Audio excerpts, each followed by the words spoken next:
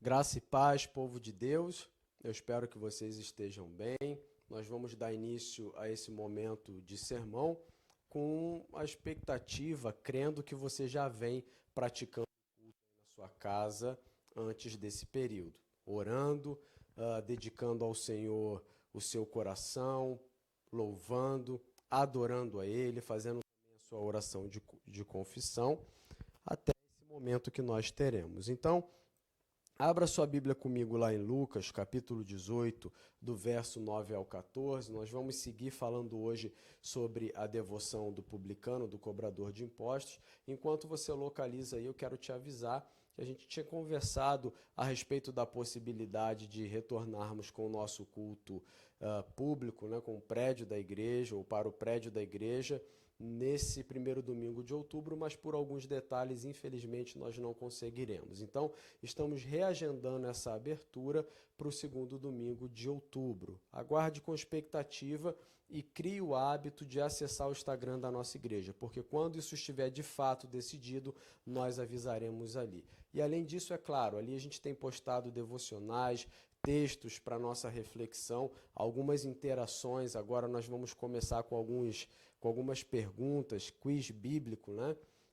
Falando aí a respeito do sermão, para a gente poder interagir e se divertir um pouco na palavra de Deus. Então abra aí a sua Bíblia em Lucas 18, do verso 9 ao 14, e eu quero ainda te pedir mais uma coisa. Interaja com a gente no comentário, diga que você está aí, né? O YouTube só libera para a gente a quantidade de pessoas que visualizaram e a gente, às vezes, não tem a dimensão de quem participou. Então, dê um oi para a gente, dê um bom dia, comente alguma coisa aí, interaja com a gente. Somente aqui, tá? Se desconecte de todos os outros aplicativos. Se você está na cozinha cozinhando, desliga o fogo do fogão, para um pouco aí, para participar desse culto com a gente. Assim como a gente se dedicava completamente no culto no prédio, faça também aí na sua casa. Não interaja com nada além da presença de Deus, que nós cremos se manifestará a nós através da palavra. Feche seus olhos, vamos orar antes de fazermos a leitura desse texto.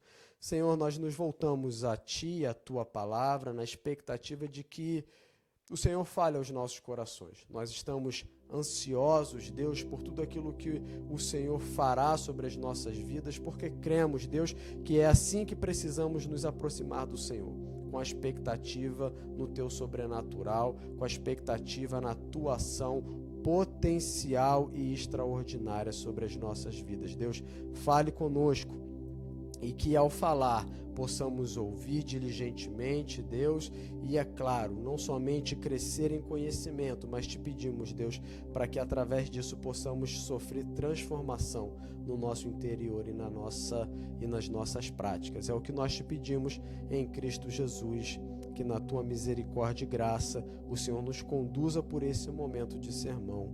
Amém. O texto diz o seguinte: em seguida, Jesus contou a seguinte parábola àqueles que confiavam em sua própria justiça e desprezavam os demais. Jesus aqui está com um grupo de pessoas que se garantiam na própria justiça, nas próprias práticas, nas próprias obras, homens que confiavam em sua própria justiça. E porque se julgavam capazes e aptos, eles tinham o hábito de desprezarem as outras pessoas.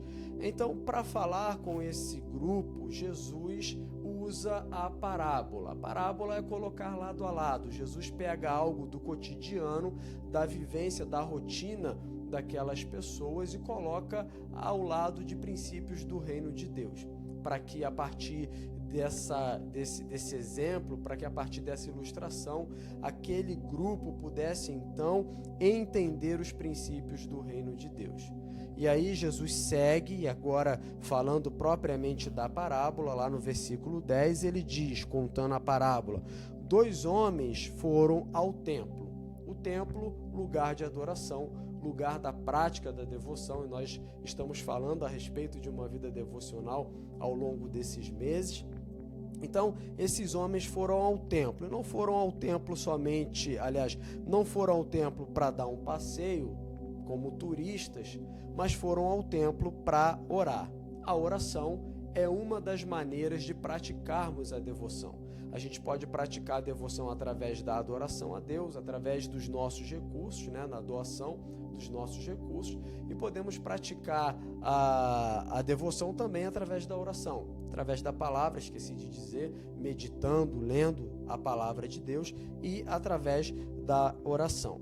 Jesus segue dizendo: um deles era fariseu e o outro cobrador de impostos. Pessoas de categorias diferentes, de vivências diferentes e de visibilidades diferentes. O fariseu era um homem aplicado à lei mosaica, um homem que se dedicava à lei mosaica, que fazia parte desse grupo seleto de judeus, desse grupo dedicado à lei, não somente à lei, mas também à tradição oral. Eles se dedicavam ao ensino através da fala ali, compartilhando através da fala, reproduzindo através da fala tudo aquilo que eles aprendiam da lei.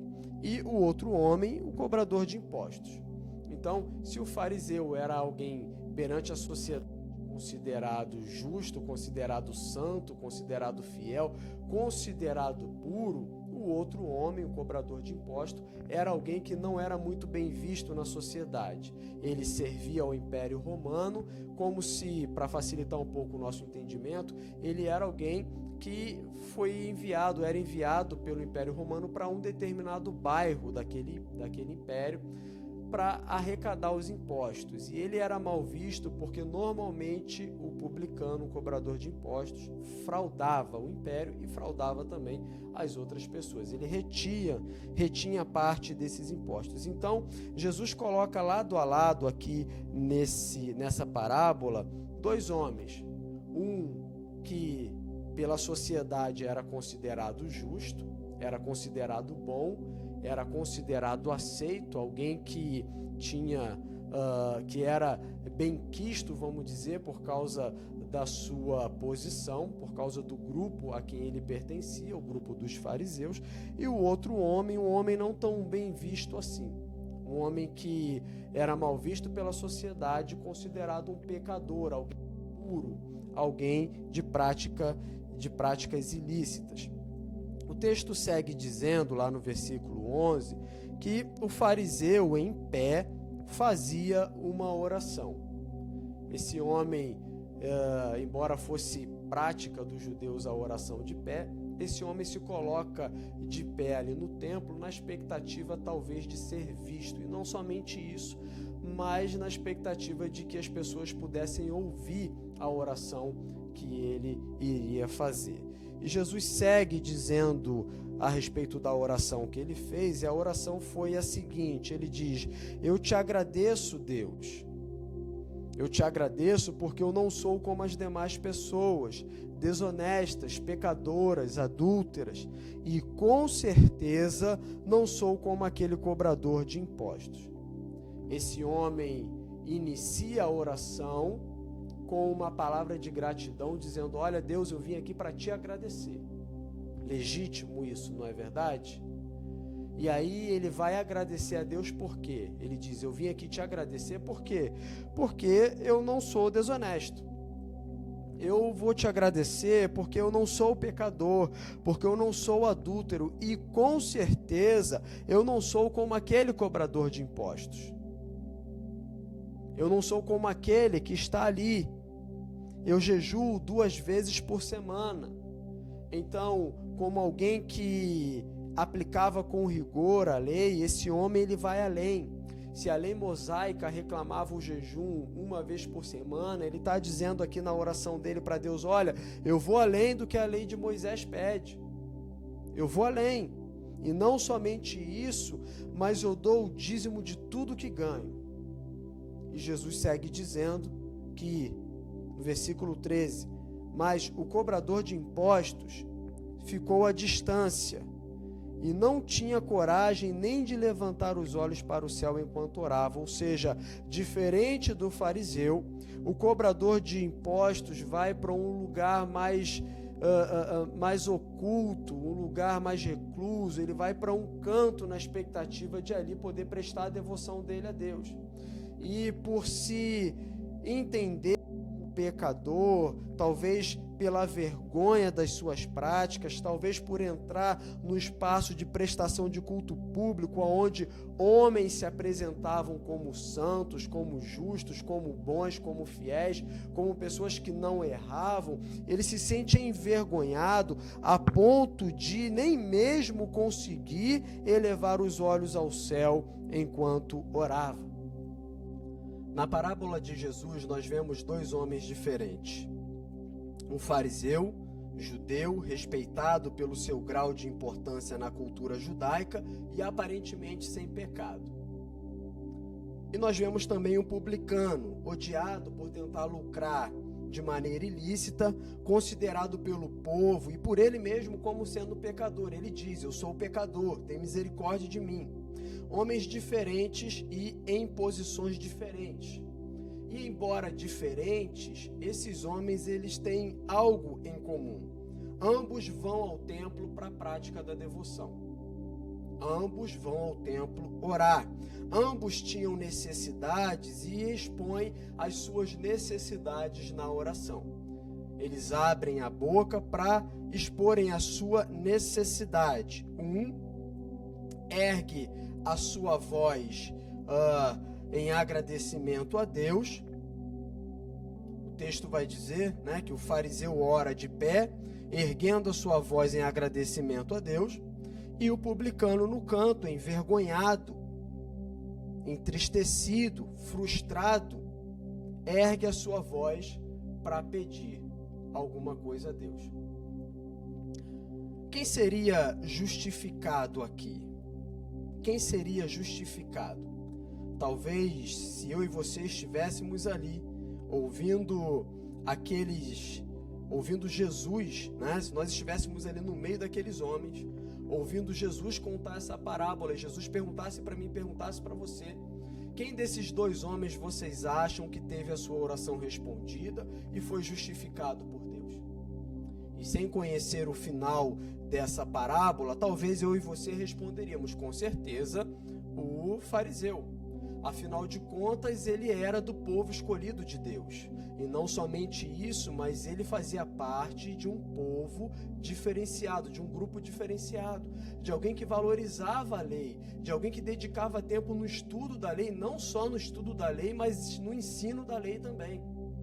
E além disso, pela oração dele, com certeza ele foi aceito por Deus, porque afinal de contas, ele não era desonesto, ele não era pecador, ele não era adúltero. E além disso, ele não era como aquele publicano que estava ali. Então, talvez eu e você teríamos dito, com certeza, o justificado foi o fariseu, ou o fariseu deveria ter sido justificado. Só que a conclusão da parábola de Jesus surpreende a mim, surpreende a você e certamente, sem sombra de dúvidas, surpreendeu aqueles homens que estavam ali o ouvindo. Acompanhe comigo o verso de número 14. Jesus diz: eu lhes digo que foi o cobrador de impostos e não o fariseu quem voltou para casa justificado diante de Deus. Ou seja, diferente do nosso senso comum, Jesus diz que o publicano é quem foi justificado. Mas como um pecador foi justificado, outro homem se apresentou como alguém que não pecava, como alguém que cumpria as coisas da maneira que deveria ser, e além disso, em alguns aspectos, ele fazia mais. Ele disse que jejuava 2 vezes, só deveria jejuar uma, mas ele foi além. Então, como? Então, diferente do senso comum, Jesus diz que o publicano é quem foi justificado. E ele foi justificado porque praticou uma devoção humilhada. Nós precisamos entender algo aqui sobre a justificação. Jesus toca num aspecto base da fé. A justificação é anunciar um veredito favorável, é declarar alguém justo.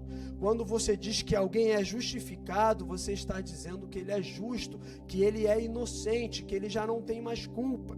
Assim como condenar é o meio de tornar alguém ímpio, justificar é o meio de tornar alguém justo. Nesse sentido, o que Jesus diz é: o publicano foi justificado, ele teve a sua dívida zerada. Ele se tornou justo. Ele teve a sua dívida zerada para com Deus. E a justificação desse homem se dá por meio da humilhação. Acompanhe comigo o final do verso 14, olha o que Jesus diz, respondendo, ou melhor, explicando. Ele diz, por quê? Porque aqueles que se exaltam serão humilhados, e aqueles que se humilham serão exaltados. Então, por que foi o cobrador de impostos justificados e não o fariseu? Jesus explica, porque aqueles que se exaltam, aqueles que se apresentam como suficientes, aqueles que se apresentam como capazes, esses serão humilhados. E aqueles que se apresentam humildemente ou em humilhação, esses serão exaltados. Então, a humilhação significa se reconhecer inferior diante de outro, ou atribuir superioridade a outro diante de você. Humilhação significa se reconhecer incapaz, ser humilde. Não significa ter pouco, mas se reconhecer como sendo pouco.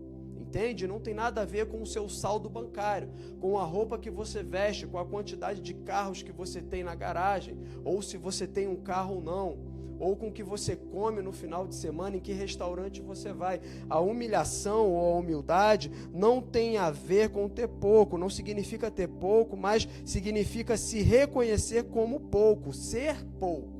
Consegue entender? A humilhação desse homem se dá não somente pelo ato de reconhecer a sua natureza, mas também pelo ato de pedir perdão. Guarde isso que eu vou te dizer. Agradecer significa eu tenho, já está em mim, já recebi, estou satisfeito. Enquanto que pedir significa eu preciso, não está em mim, eu não tenho, eu necessito. Nesse sentido, o publicano reconhece que o que há de mais necessário para que o seu relacionamento com Deus fosse restabelecido não estava nele.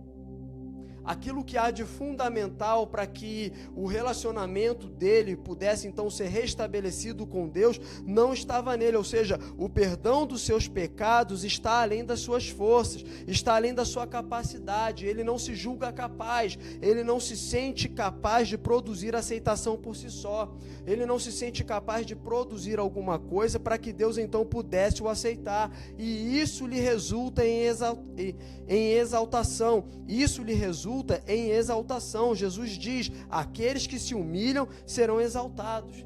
A exaltação no Evangelho não tem nada a ver com o que muitas vezes nós pensamos e a maneira como muitas vezes nós aplicamos esse princípio dito aqui por Jesus. A exaltação garantida aqui não é a que diz que o seu patrão passará fome, perderá todas as coisas e você herdará tudo aquilo que foi dele ou que era dele porque ele foi injusto com você. Embora o plantio traga a consequência da colheita, mas a exaltação aqui não tem nada a ver com isso, e muitas vezes você rouba o tempo do seu patrão, trabalha de maneira incompetente, chega atrasado, faz o serviço de qualquer maneira, acha que está sendo perseguido pelo seu patrão e ainda acredita, tem fé de que Deus virará a mesa, que Deus virará o jogo e um dia você será o cabeça e o seu patrão será a cauda. Muitas vezes quando nós falamos da exaltação, nós aplicamos dessa maneira, só que a exaltação bíblica não tem nada a ver com isso.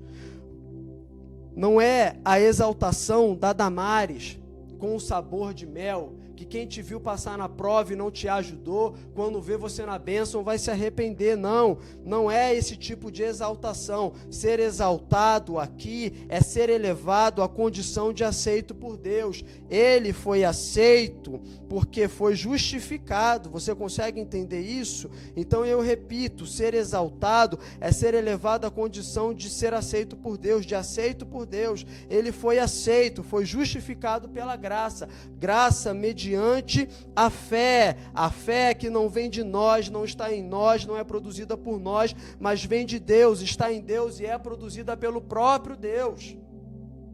A exaltação no Evangelho é ressignificada na cruz de Cristo, não é uma exaltação financeira, de matéria que o tempo e a traça podem destruir, mas é uma exaltação espiritual. Significa dizer que todo aquele que, assim como Cristo humilhado for encontrado, assim como Cristo ressurreto será exaltado para a eternidade. A exaltação começa na humilhação, no ambiente de vergonha e dor. O que eu quero dizer? Entenda a beleza que há aqui. Entenda a beleza que há aqui. Onde começa a humilhação de Cristo? Onde começa a humilhação de Cristo? Na vergonha pelos nossos pecados. Onde começa a exaltação de Cristo? Ele é deitado no madeiro, suas mãos e seus pés pregados com pregos enormes, uma coroa de espinho colocada em sua cabeça, e quando estava tudo pronto, os soldados o puxam para cima. Ei, se você ainda não entendeu, eu vou te dizer,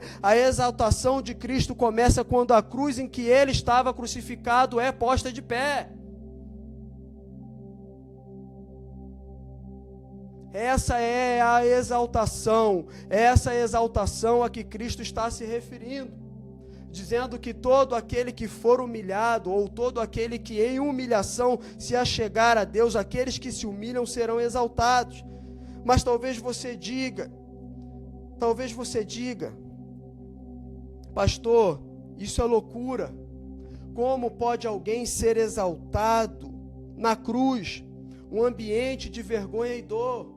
Como que aquele ambiente trágico, aquele ambiente de morte, aquele ambiente de vergonha, como pode aquele ambiente ser um ambiente de exaltação? E talvez você diga, isso é loucura. Sim, é loucura para o mundo, mas para os que creem, Deus é a salvação, porque a palavra da cruz é a loucura para os que não creem, mas para nós que cremos é a salvação, é o poder de Deus. Para nós que somos salvos é o poder de Deus, para nós que somos salvos é o poder de Deus.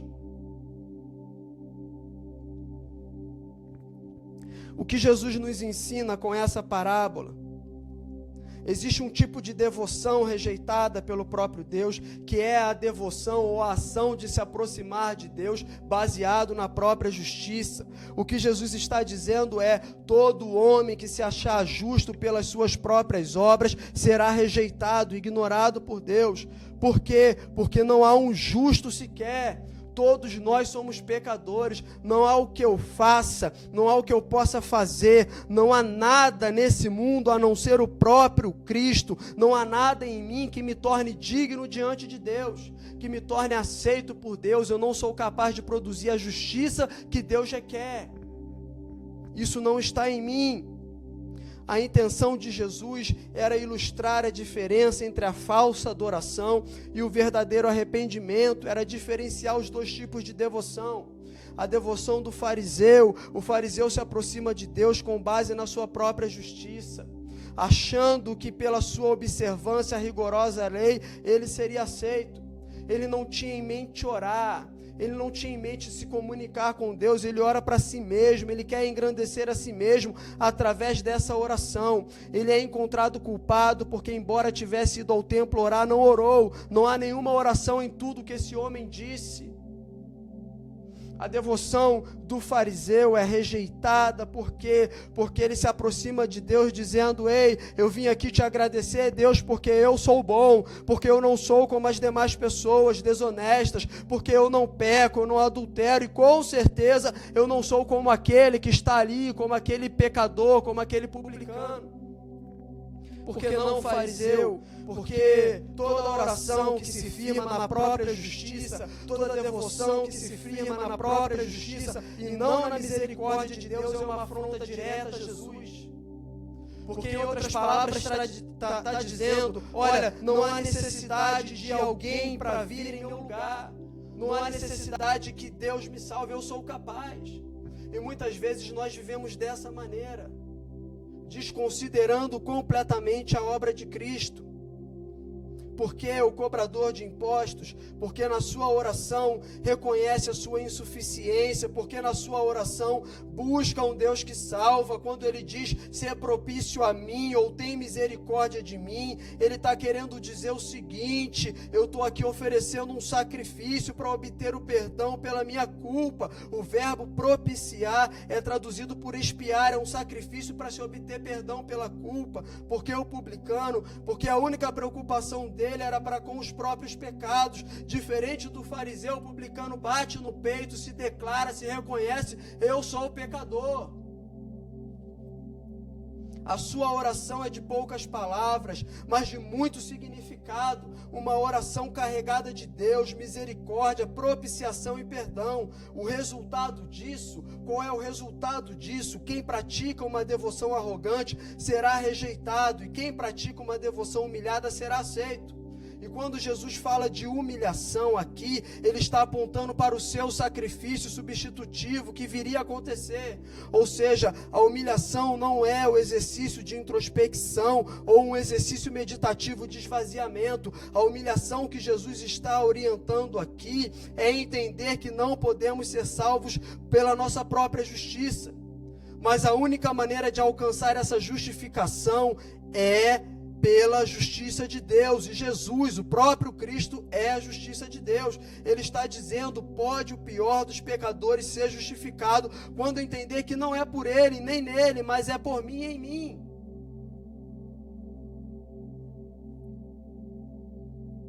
O fariseu acaba afastando a si mesmo de receber a justiça de Deus, enquanto o publicano arrependido agarra. E nós precisamos vigiar aqui, porque muitas vezes a nossa devoção revela satisfação com o nosso comportamento, porque nós acabamos nos comparando com as outras pessoas, achando que nós somos bons. Nós precisamos nos comparar com os padrões de Deus e buscar arrependimento. Querido, querida, entenda isso de uma vez por todas. Todas as vezes que você se achegar a Deus, achando que porque você orou muito aquela semana, achando que porque você jejuou muito aquela semana, achando que porque você foi fiel no seu dízimo, na sua oferta durante aquele mês, achando que porque você ajudou o pobre, você atendeu a viúva, você atendeu o órfão, achando que por causa dessas coisas Deus irá te receber, o que você está dizendo para Deus é: Deus, você enviou Jesus, mas enviou à toa, eu não precisava dele, ele não precisava morrer, eu sou suficiente. O Senhor tem que me aceitar porque eu sou suficiente. O Senhor tem que me aceitar porque eu sou bom. Todas as vezes que você se aproxima de Deus dessa maneira, você está se aproximando de maneira pecaminosa, com um coração arrogante, está praticando a devoção desse fariseu. E entenda, Jesus está dizendo: olha, o fariseu não foi justificado. Não interessa que grupo você componha na igreja, ou a que grupo você pertença na igreja. Se você é da intercessão, louvor, se é do ministério pastoral, não interessa. Não interessa quantas vezes você jejua. Não interessa nem sequer se você pratica os mesmos pecados que os outros que estão ao seu redor na comunidade de fé praticam. Não interessa. Por que não interessa? Porque não está em você. Você não pode se justificar. Não é pela sua própria justiça, não é pelo seu bom comportamento, mas é pela justiça de Deus, e Jesus é a justiça de Deus. Ele é o único caminho, ele é o único acesso a essa devoção, que é a devoção aceita por Deus. Então, todas as vezes que você se volta para Deus para pedir alguma coisa, dizendo: olha, o meu filho está sofrendo, mas eu vim aqui te pedir pelo meu filho, e você precisa acolher o meu filho porque eu sou bom, porque eu sou obediente, porque eu sou certinho, porque eu sou certinha, você está dizendo: olha, tira Jesus da frente, sou eu. Você tem a obrigação de me atender porque eu sou bom. E você desonra a Deus. Você está afrontando o maior presente que Deus nos deu, que foi a salvação, e essa de única e exclusiva maneira em Cristo Jesus. Por intermédio dessa fé, que não vem de nós, é produzida pelo próprio Deus. Entende?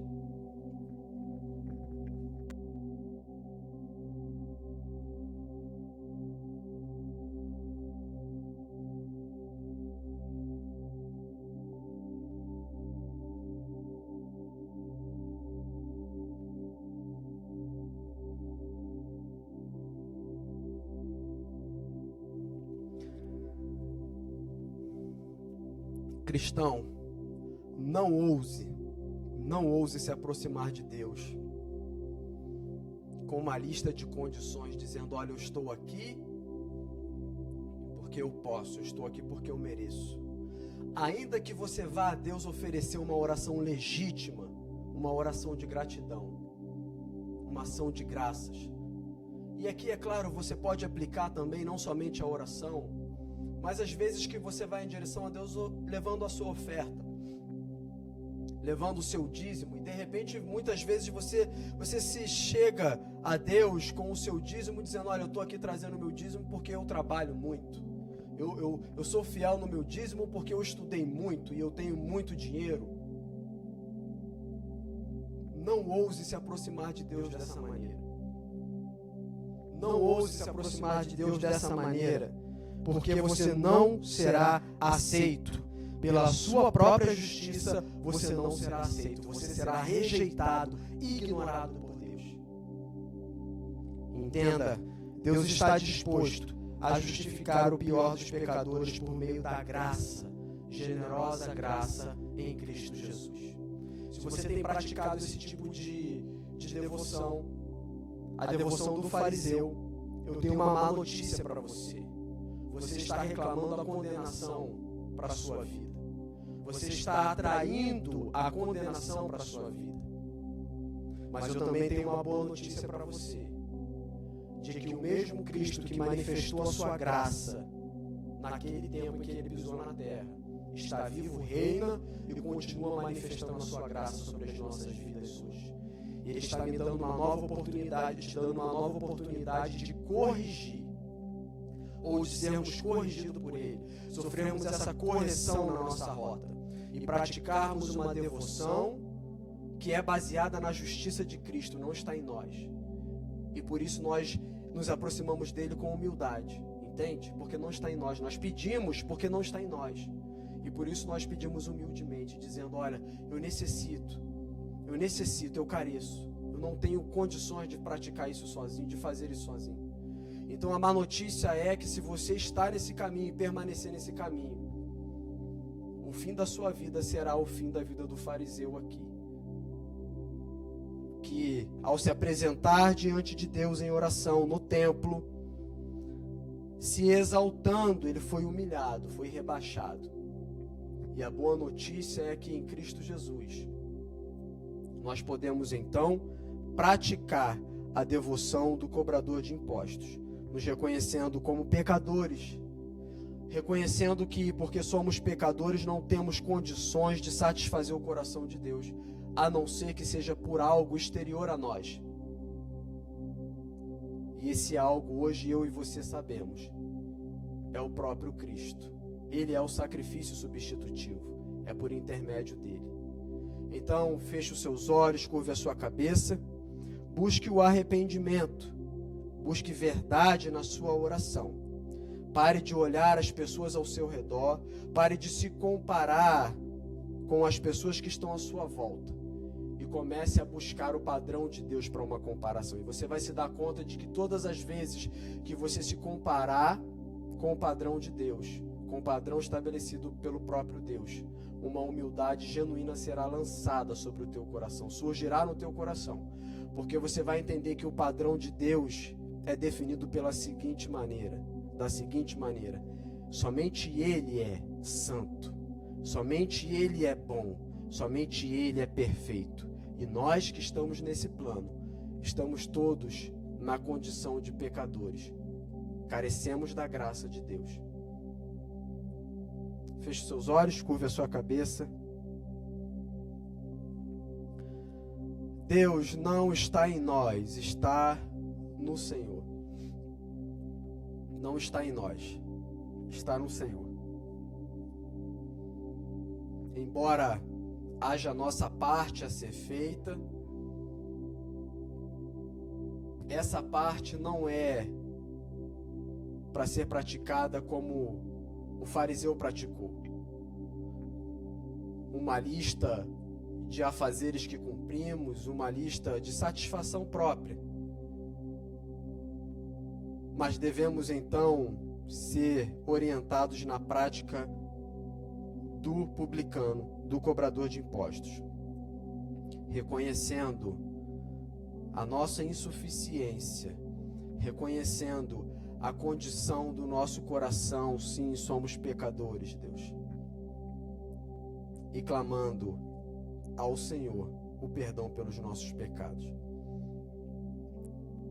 Deus, haja sobre nós com poder e graça, converte o nosso coração, converte o nosso entendimento, para que possamos então caminhar de maneira diferente, praticarmos uma devoção que honra ao Senhor, que agrada ao Senhor.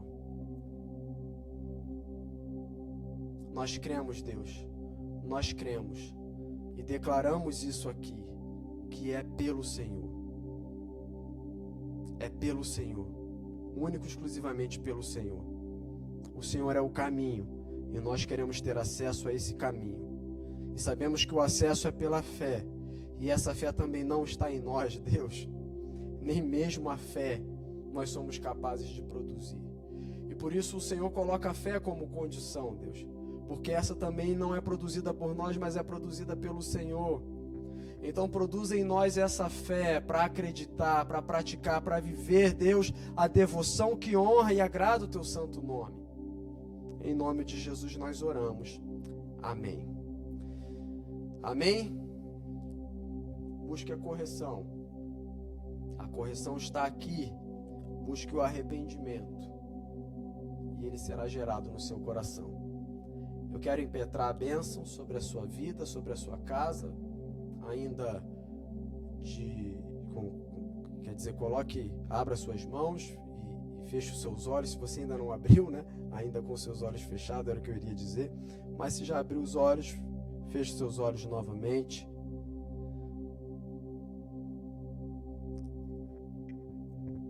Pai de amor, de graça e de misericórdia, eu te peço nesse momento para que o teu amor, o amor de Deus o Pai, a consolação do Espírito Santo e a graça do Senhor Jesus seja sobre as nossas vidas, ou sejam sobre as nossas vidas, sobre as nossas casas, Deus, e a nossa família. Não somente hoje, mas por todo sempre. Amém e amém. Que Deus te abençoe. Um grande abraço e até logo, tá? Fiquem com Deus.